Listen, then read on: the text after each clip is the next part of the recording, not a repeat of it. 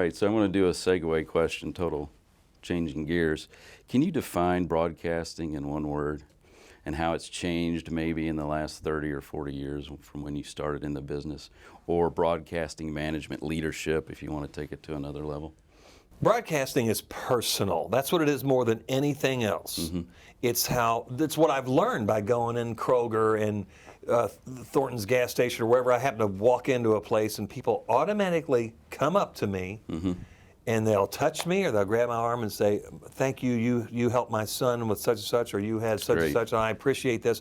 It's so personal because people feel connected to you because they've just seen you over the years, and they learn more about you. Oh, his dog's name's Johnny Fever, this or that or whatever. Right. Okay. But they learn things about you, and people, can identify you. They probably think, oh, there's Terry. He reminds me of my neighbor Eddie or my stepson or whoever, somebody in their life, and so they make some connective tissue with you, which is great with me because I love people. I love hearing people's stories. And I love giving them a chance to broadcast them. So first and foremost, it's personal. I think it's a good time to ask this question as well. You've been doing this for a long time. I'm sure you've had opportunities to go to bigger markets. I have. Don't have to mention names. You never left, and I think that's very impressive. I took a couple of trips. Ron Clay and I first got nibbles in Los Angeles and New York, really, at QMF. And we thought we were going to get the LA job. Now, see, that would have changed the trajectory of my life. Everything. Immensely. I didn't know that Ron was going to get sick in a few years either. But anyway, that job fell through. Somebody else got it. And then in New York City, they were on us right away. And that one wasn't as deep a commitment out of the management team, but they were pulling us in.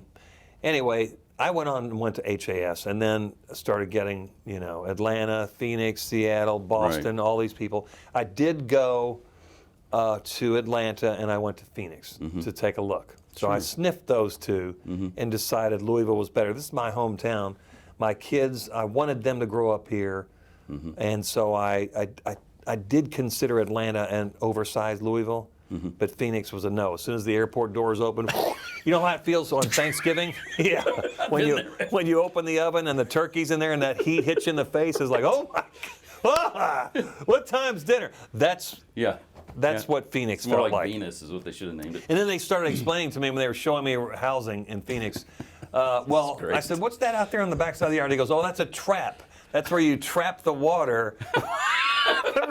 You have to trap the water because you're only allowed so much. I said, yeah, when's my flight home? I wasn't interested in that for very long. I'm going to try to keep this thing between the ditches. Oh, my gosh.